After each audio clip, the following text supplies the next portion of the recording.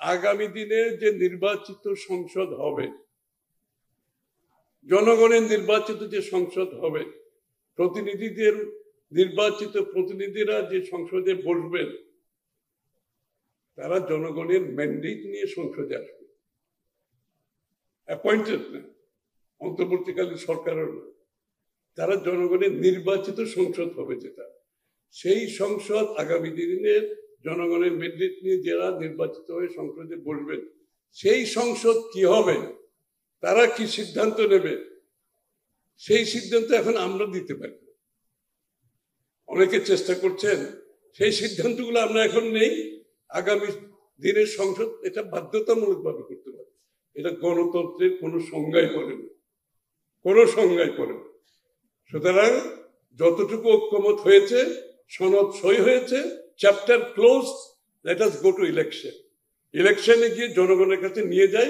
আপনাদের যদি নিজস্ব কোনো দাবি দাওয়া থাকে, কোনো প্রোগ্রাম থাকে আগামী দিনের জন্য, দয়া করে জনগণের কাছে যান। এইখানে বসে ঢাকায় বসে এইগুলো নিয়ে ঝগড়াঝাটি করে সময় নষ্ট না করে, অন্যদের কাউকে বাধ্য না করে আপনি জনগণের কাছে যান। আমরা যতদিন জনগণের মালিকানার কথা বলেছি, তাই না? বলেছে না? তাইলে মালিকের কাছে নিয়ে যান।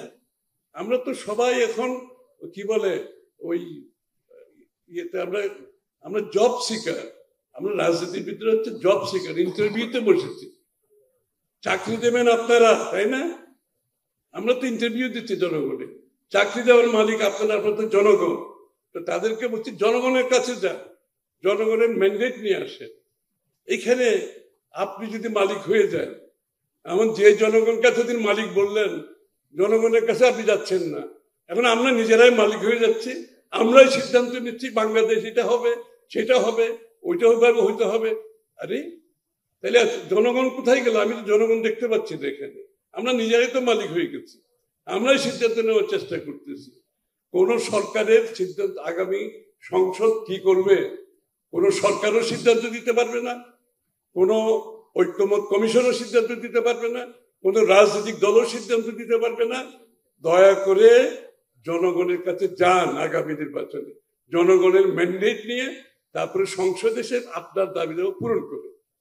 এই ঢাকায় বসে দলাদলি করে, রাস্তা দখল করে, জনগণকে বাইরে রেখে গণতন্ত্র কাজ করে, গণতন্ত্র কাজ করে জনগণের মাধ্যমে। আপনাকে গণতন্ত্র হচ্ছে কারেকশন প্রসেস, গণতন্ত্র হচ্ছে কারেকশন প্রসেস, গণতন্ত্র হচ্ছে ফিল্টারেশন প্রসেস। এই প্রসেস হচ্ছে নির্বাচনের পর নির্বাচনের পর নির্বাচনের মাধ্যমে, এই প্রসেসের মাধ্যমে একটি দেশে রাজনীতির উন্নয়ন হয়, অর্থনীতির উন্নয়ন হয়, সমাজের উন্নয়ন হয়। ঢাকায় বসে আমরা কিছু লোক বসে সেই সিদ্ধান্ত দেওয়ার কেউ আমাদেরকে মালিকানা দেয় না, সেই দায়িত্ব কাউকে দেয় নাই। এটা একটু মাথায় রেখে গণতান্ত্রিক চর্চার মধ্যে আমরা আসি, জনগণের কাছে যাই।